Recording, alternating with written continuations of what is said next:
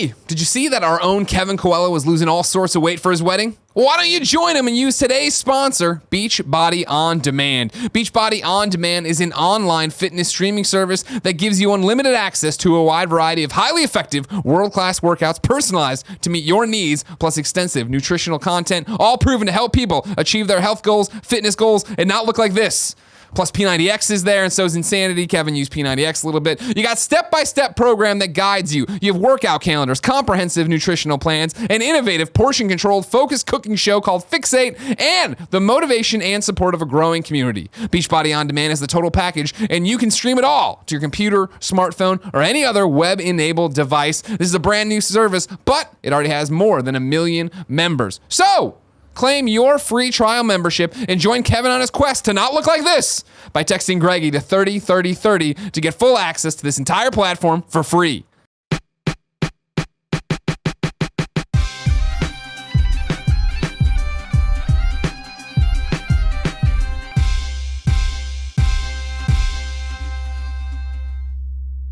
Tim, what's your topic?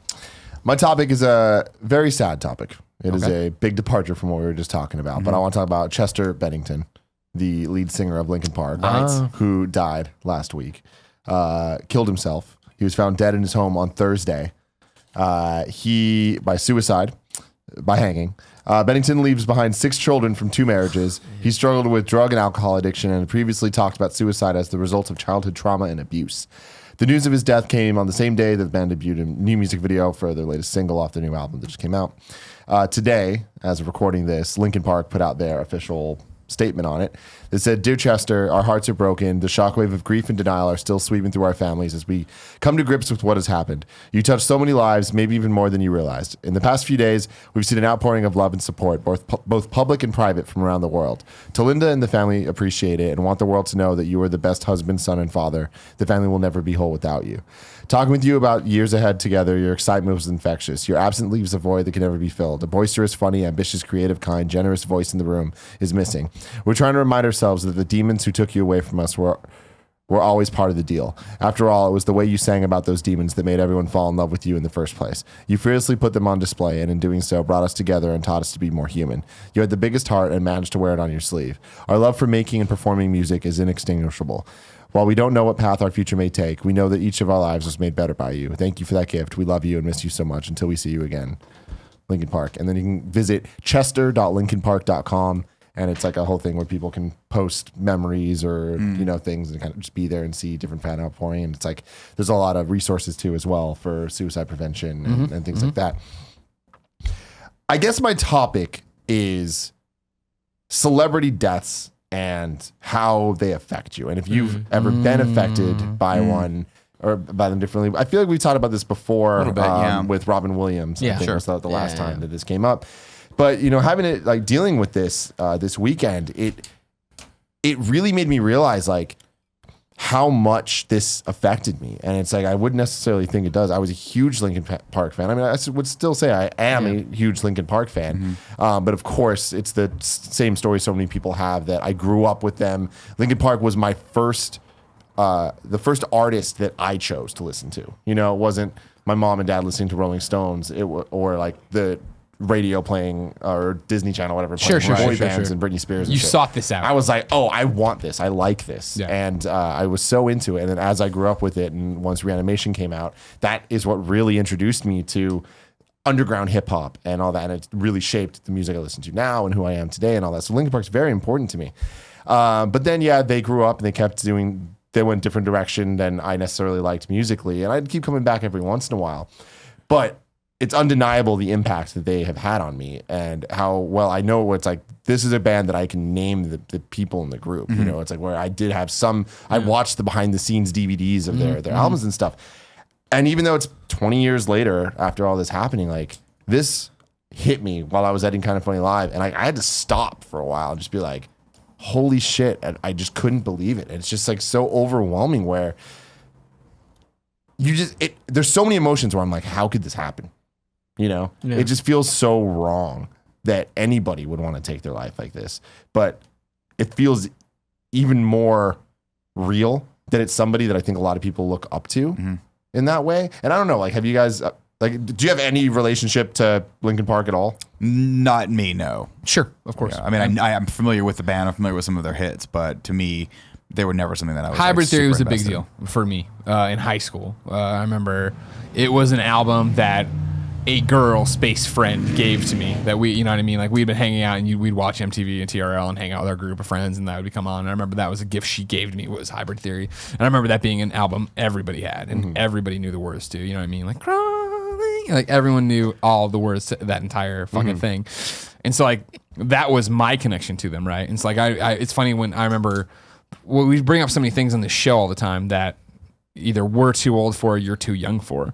And when Linkin Park came up once, I was like, oh, there's no, the first time years ago, I was like, oh, you guys won't know who they are. And you're like, oh no, I have all these memories and all these, and it's like, it's weird because that debut album was, I think, it for me. And I'm sure maybe on the follow-up album, there was something that I enjoyed absolutely. or whatever. The Meteora, their second, I mean, Hybrid Theory is of course the one that everybody knows. Everyone remembers that had Crawling, that had In the End, that had One Step Closer. Yeah. But then Meteora was really when they like hit on the mainstream level of just like, oh shit, they did it again. They're not a one-trick pony. Yeah. And they kind of perfected that new metal sound.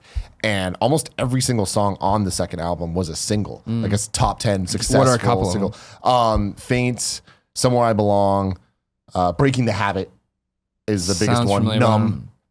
Numb. If you heard them, you would I'm sure, definitely know. Give me a few bars. Come on. No, I'm not a good singer. I'm not good at singing like that. Spoken word lyrics. Give me something. I'll pick up if I know it. Well, then eventually, like they also did the Jay-Z crossover with Collision Course, and a lot of the songs on that were from Meteora as well. But yeah, those two albums were probably the most important. I mean, they are the most important Linkin Park albums. Yeah. And in between them was Reanimation, which was the remix album. Okay. And then it wasn't until in 2007, I want to say, they put out Minutes to Midnight. Gotcha. And that was the moment where they grew up. And there was only like 2 rap verses on the whole album, and it was a lot more rock. That was when Transformers came out and they did the What I've Done, which was the Transformers theme song for the first movie. They did the theme song for like 3 of the movies. See, it's one of those that to me, like after they went away and like I just didn't know anything about what was happening, so I assumed that they were gone. And then Well, they never went away. Exactly, you'd run in and be like, no, everything they've done has actually been successful. And this is happening. And I mean, 1, 2, 3, 4, 5, 6. There's been 7 albums, and that's not including their live albums. That's not including the remix albums that happened in between. And every album has had hits. Every album has had songs that defined a group of teenagers growing up, you know. And I think that's what's important about this band. Recently, Roger Pokorny put out a video talking about how Linkin Park is this generation's U2. And in the video, he makes it very clear. He's like, he's not talking sonically. He's not talking about the sound of the music or whatever. He's talking about how they've changed and adapted and what they mean to so many different generations of kids growing up. And it's heartbreaking that, and Linkin Park says in this letter, but that so much of their music, I mean, Linkin Park is hand in hand when people think of rap rock, but it's also hand in hand when people think of things like Hot Topic and when people think of things like just emo. Yeah, emo is definitely what it is. Define sort of an era. Yeah. Which I don't know if I'm getting the dates right, but I mean like late 90s to mid 2000s, like that style of everything is Linkin Park in a nutshell to me. Hybrid Theory, the first album came out in 2000 as Linkin Park. Right. And that was when Chester was with them. Right. Before then, they were called Zero, and that they were way more rap focused at that point. Yes, I mean, to me, like I remember hearing that sound, and I didn't like it. At first, it's not my favorite type of music, which I know is hilarious because every time we used to bring this up, people were like, but you're a huge fan of Rage Against the Machine, and it's pretty much the exact same style. I'm like, no, they have deeper funk roots. But they literally, I mean, like, it's undeniable that when you think of that era of music and pop culture, they helped define that for sure. Mm-hmm. And I think one of the reasons why I didn't like them was because it was such a departure from what I was used to. Like, I was never hugely into rap. And so to have them... Well, I guess that's not fair to say. I guess I liked rap, I liked rock, but to hear that fusion of the styles, I think there's just some part of me that was like, I don't know, man, I can't deal with this. But the fact that they had such a big impact on pop culture means that it was resonating with a lot of people. Yeah, it definitely did. And to go even further with it, like we're talking about Linkin Park, not just Chester. Like Mike Shinoda specifically, I think to me was so. And help me out. Sidebar, Mike Shinoda. I don't know. I knew that name from hanging out with you in connection to Linkin Park. Mike Shinoda? What does he do with Linkin Park? Mike Shinoda. Because I would have told, if you would have said like, oh, I would have been like, oh, he's the lead singer because Tim always talks about him and I know his name. Yeah, he is. So who's Chester? So they're both. They're both Okay. the lead singers. But Chester is the lead singer. Shinoda's the lead rapper. Nowadays, everyone does a little bit of everything. So right? then, But okay, so end- then in Chester would be, I felt this way before, so Crawling insecure. Yeah, I mean, yeah, exactly. And then that's Shinoda. Nope, those are Shinoda's both was like, Chester. sometimes I don't know how. It doesn't really happen if it's too hard. That's Yeah, okay, Shinoda, okay. right? The words are wrong, but Sorry, I exactly. Yeah, but that's Mike Shinoda. Okay. But Mike Shinoda Somehow I don't know why. It made rap accessible to a whole different group of people, and I think that it really influenced that again, like I was saying, the underground rap sound and like white people rap really is what it is. It is white people. and that kind of like eases people into then getting into real rap or whatever the fuck, right? And I'm using a lot of terms that are going to offend a lot of people, but it is what the fuck it is. I mean, as someone growing up with it, that's how that was. As a to kid me. in the suburb of Chicago, I remember when the kids I'd grown up with, but we're no longer friends with, were walking down the street rapping Snoop Dogg. And we were all like, well, what the fuck? What a bunch of weirdos. What a bunch of, you know what I mean? Like, that's not how this works. And then when Linkin Park comes around, everybody's rapping, everybody just raps. But so I'm with that's you. what's interesting to me about it, though, is because it's not like it was talking about my experience. The fact that they were just rapping about feelings and singing about feelings. But really, for me, it was the gateway drug was the rap part of it, was rapping about feelings where I'm like, even though I don't share these feelings, I feel like this is real. Like, I feel like somebody's like really pouring their heart into this. And when I'd hear songs like Breaking the Habit, which was just Chester, and it's about addiction and it's about breaking the habit, like, it resonated with me even though it wasn't my life, you know? Sure. And it got me into a thing and put me in a headspace that I'd never been in before. And to me, that really made me love all of what they did, not just the rap stuff that originally kind of got me into it. And the next level of it, though, is that Chester, his voice is going to go down in history as one of the most identifiable singers of all time. Like, he owns the screaming, but it's still music, right? Because so many metal bands and stuff is just fucking screaming, and we could hear this and be like, oh my God, I don't like this. The way Chester did it was... it sounded beautiful even when it was I think screaming. Freddie Mercury owns the screaming with like. That is singing, different though. though. That's That is still singing. he was singing with passion. Like, there's Oh a my different God. thing there. There's a different vibe. they're to both it. I don't iconic know. in They're their own like. rights. It doesn't matter. Let's move No, on. but you're right though. Like, Because Freddie let's Mercury move on. has I'm some gonna like, fight. just like not like yells or like tones that he hits that like, oh my God, are incredible. But What you're saying Yeah. is exactly what my point is, which Yeah. is no, I would put Freddie Mercury and Chester on the same level of what they did is wholly unique. Yeah. You can't say someone else does that. Fair. I think that's a fair point. So for me and Linkin Park, I only knew Linkin Park from like the CDs that you would burn for me, and that I would listen on like my rides on the bus to like school or wherever I was going, and like those songs were awesome because it was like your little.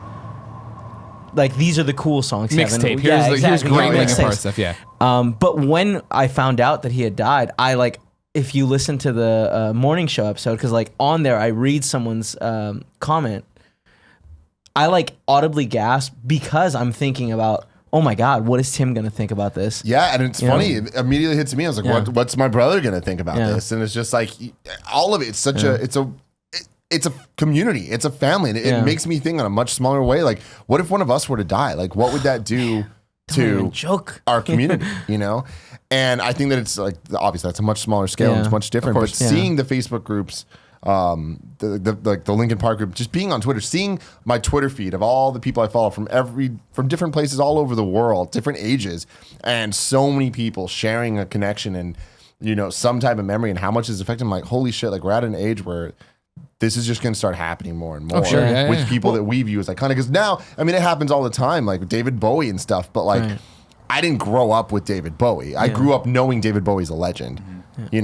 But it's like when I Which start is thinking about different than, like, contemporary yeah. people dying, it's just like, and like Robin Williams, I think was like the first one for me where I'm like, him dying hit me. Like, Sure. it really. I was on hurt. the same boat. Like, Robin Williams dying was like, holy shit, there's not going to be any more movies or anything with Robin Williams in it. Like, that's crazy. Because, granted, by the end, we weren't getting too much, but it was one of those things where it's like, what if there's another Aladdin movie? You know, And I mean, it's like, damn, like that character is gone. Like, great, they're making a live action one. It's going to be someone else. Ha Like, ha, that's- ha ha. Will Smith, which is a very Continue. interesting. He did. We'll see how that all pans out. But Yeah. like, it's just Robin Williams is gone, you know? I mean, and that is horrifying. And I think the saddest thing between the two of them is both were by their own hand. Yeah. Yeah. Yep. And I think that's what makes this story hurt me so much more is growing up listening to his stories that I didn't relate to, but I was like feeling.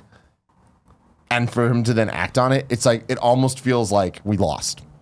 You know? Yeah, but Sure. it's a weird thing though, because like they said in that letter, you know, and this is something that people have to really kind of like struggle with, is that a large part of the reason why everyone liked him so much was because he was able to tap into that thing that destroyed Because he was him. fucked up. Yeah, and it's same with Robin Williams. Like a lot of people, you remember Robin Williams as the genie in Aladdin and as this guy that everyone was there, but I mean, a lot of people remember him from the late 70s, early 80s, where he was running around spastically on stage on cocaine and like I was a big going fan of his fucking stand-up. crazy, right? And like people used to see, like I live in the marina, and like people used to see him all the time going to AA there. So it was like, this is a guy who took all of that fucked up, like that sadness and that depression or whatever else he was feeding off of, and channeled it into stand-up and into his comedy.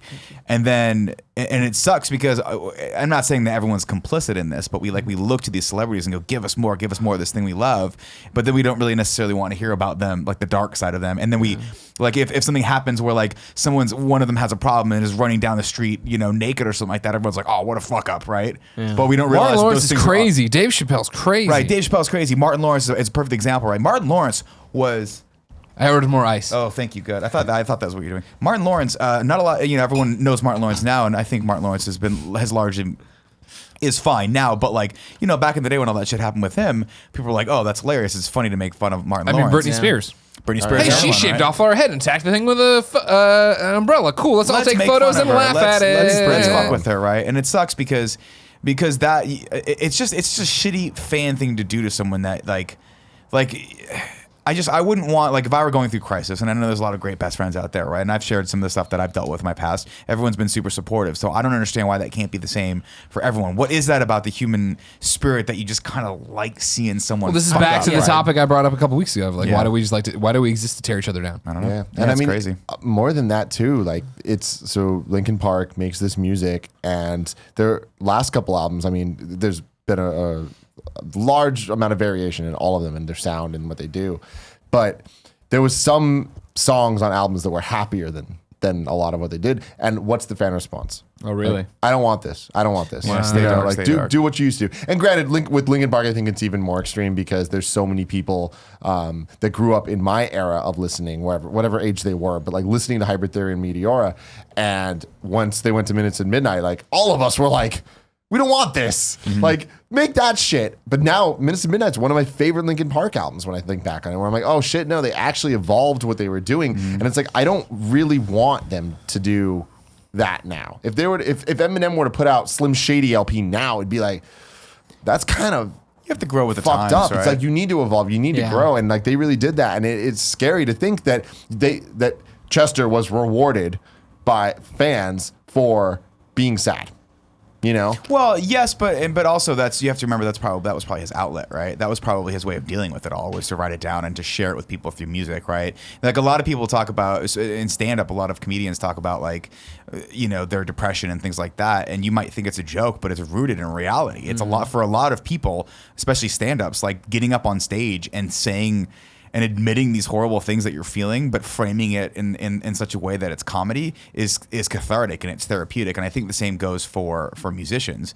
It's just, I think there's just a general part of the population, and unfortunately maybe it's just the younger people that don't get that, and they're like, oh, these guys are just talking about fucking, you know, all this cool stuff that's not really real, and then this person goes and kills themselves. They're like, oh, I don't know, why did that happen? And it's like, dude, it happened because the guy was troubled, man. It's fucked up. But the more disturbing side of it, and I think this is the most important takeaway of this, is I know how I was a fan of Linkin Park, how I am a fan of Linkin Park. And I know that I didn't relate on a way where I'm like, oh, this makes me emotional and I'm unstable in any of these ways or whatever.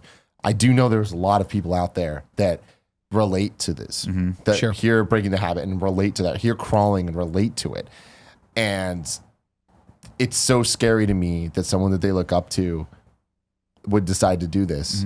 Because what does that do to them? And like, what does that do when they're looking at like, oh man, like even he couldn't deal with this. He's right? expressing all these things that I also struggle with, Yeah. and he has millions of dollars, millions of fans, millions of whatever. Exactly. Like, you know what I mean? So Like, how do I mean, how am I and gonna I mean, possibly again, deal this with is such a Yeah. shitty, horrible thing. But like the day he did this, they released the new music video, and if you watch it, the music video is a behind the scenes tour video, which is just all them hanging out, having fun on tour. And it's heartbreaking to see where it's like, how can somebody be so happy and still do this? And like, that is just humanity. That is life. Yeah. And that life has its ups, life has its downs. And it's just, I not to be preachy, but like really, if you need help, go to any type of thing. There's Greg, people I out need you there. to put a link right here. So take note of the time. Yeah, my There's hope is places that to go. You know, my hope is that because you always hear when like in high schools and things like that, when there's a suicide, that there are people that there's always like other people Crisis that counsel. decide to do that as well. Yeah. My hope with this is that it starts a discussion about that, right? And the stigmatization of mental health in this country is just ridiculous. It's stupid that people. I can't do talk feel like about it's this falling stuff. away to an extent. It's getting better every day, I should say. It's not falling away. I think it is, and I think it's because a lot more. I think largely because of the internet, because people can go out there and Sure. say, "Hey, I'm feeling not alone. I I'm can feeling this decide." way," and other people are like, "You know what? I feel that way too sometimes." And I think that's very powerful. But my hope is that if if there's a younger person out there that sees this, their first instinct would be to talk to someone about it and be like, "Hey, why did he do that?" And understanding like there's also a level of catharsis in knowing that someone who did have it all was still struggling with that stuff and couldn't do it. And I know that sounds kind of almost counterintuitive, but knowing that there's someone out there that still struggle with it can give you a little bit more, can give you a little more strength to deal with it on your own. So, I don't know. Real quick, like the first person that I ever knew that that I was excited as an actor, and then I looked into it and was like, oh, he died, was Chris Farley. Yeah. And it's just one of those There's things a- where it's like his character was so happy. Yeah. And Well, he didn't kill himself though. He OD'd. No, I know he like, but He at went the out same having a lot time, of fun. when you read about his life or watch documentaries about his life, Yeah. he was not someone who was well. Like he was No, not he happy, had some and issues. yeah, and that's the thing. Like I think that the most important thing is like suicide. Like it's such a silent killer. Like where in the sense that like people don't talk about it because they're ashamed, and it's like it's so important to reach out and make like if you're feeling bad, alone, whatever it is, just like talk to people. There are resources for you. And like anytime we like get any tweets of people telling us that like we help them walk away from that, God, it warms my heart. Absolutely. It makes me feel so proud. I feel Yeah. bad. I shouldn't have said he went out having a lot of fun. That was a bad joke. That was a terrible thing. I mean, to say. right that night, what he was with a prostitute and I don't know. I mean, a lot of drugs. that level of behavior wasn't Yeah. the party. That No, was it's because he definitely had not some good. issues. And the last thing I want to say about this is I'll never forget Eddie Guerrero. I think that was the other So we're- celebrity. Okay, yeah, go ahead. Because Eddie didn't kill himself either. No. Did not Right, kill right, himself. right. I'm just talking about celebrity deaths. I know. That affect me. That's Yeah. what we talked Like- about earlier on as Yeah. being the topic, but we got Yeah. off it. So I just want to make sure. Yeah. Just I'll never forget it. Like when it happened, like I was depressed. Like it meant so much. Like with my brother, like the raw the day Yeah. after God. with the Johnny Cash music playing and everyone just there crying and like it was real. It was like How did he die? His body overdose? gave out. His heart No, gave his out, heart yeah. gave out. I mean, it's, Oh. yeah. yeah, like in a hotel. It wasn't a bad Yeah. story. I mean, Well, just I mean, The argument is that because Don't of do it. exactly years of earlier on and steroids and exactly, whatever. exactly, Yeah. exactly. God, what a performer though. But yeah, what he's a amazing. fucking amazing performer. And in that year too, like that he was at the top of his fucking Sure. game.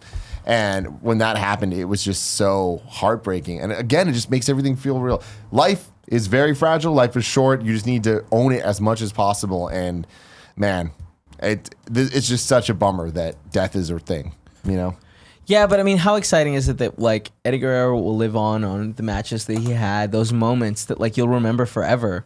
Like it's crazy. Like in your heart and mind, like he'll live on. Yeah, you no, know? for sure. And Sure, it's through just his a- family yeah. too. Like Exactly. It's just, Yeah, it's right, just of that course. thing of like, when they've taken before their time, if that Yeah. exists. You know what I mean? Like Eddie Guerrero's still wrestling in his prime, doing all this different stuff, right? I mean, that year he won the title for the first time. right, Yeah. right. It's crazy. Yeah, I mean, if we're dialing back to the original thing of like celebrity deaths that affect you, like Owen Hart, like, you know what I mean? Like, I'll never forget. That was the first pay-per-view I had missed in 18 months. It was some stupid streak I had been on, but literally that Backlash card just did not, or Over the Edge didn't look good at all in terms of like, I'm not going to do that. And I remember being at my computer working and I had home working, and on the back it was the local news and like a wrestler died, and I was like, what? And I turned around thinking it was like some dark match, something, and it was Owen. And I was like, what? Because Owen was my boy. Like, I fucking hated Bret Hart.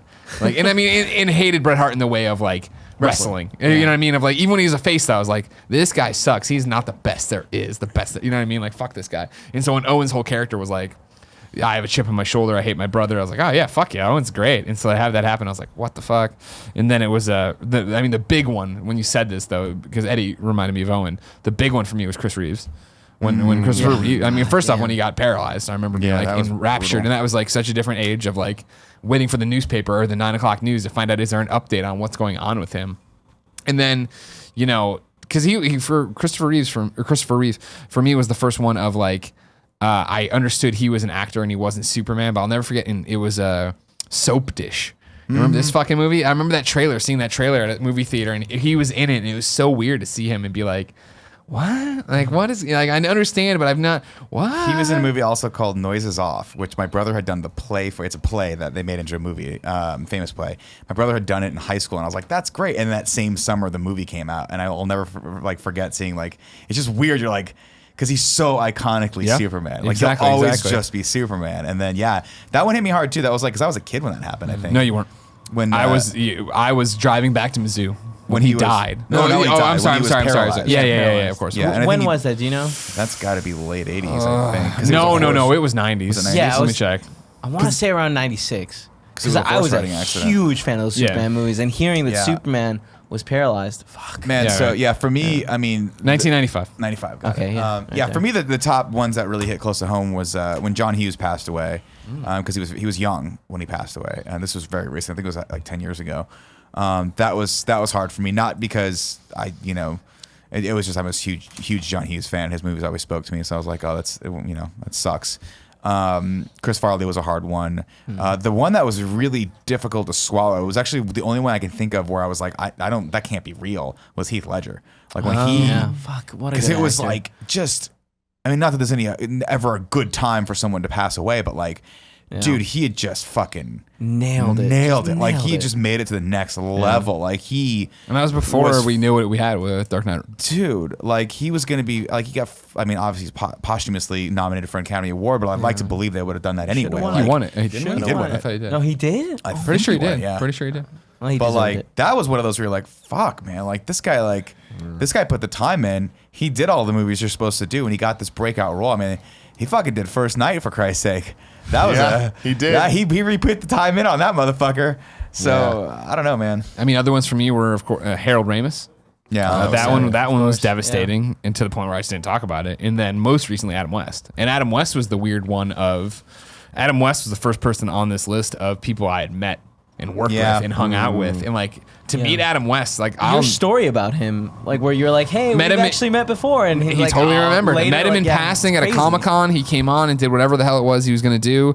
Talked to him, and he was amazing. He took photos with us, and then I think it was the next year at Comic-Con, I hosted the Lego panel, and he totally remembered me off of like 2 seconds of a random press junket that he was doing stuff, and sat me at his table and talked to me and talked to his agent or manager, whoever it was, and was like, and that was one of those few times in my life of like, as it's happening, I was like, this is fucking insane that I'm talking to Adam West right now, and he's awesome. And it was one of those that I woke up that morning and saw it, and it was devastating. And then just this weekend, I was reading comics in the park, and I was catching up, and DC did a spread the week after it happened in their comics, and like you hit the one, I was like, oh fuck, that hit me so hard. Yeah.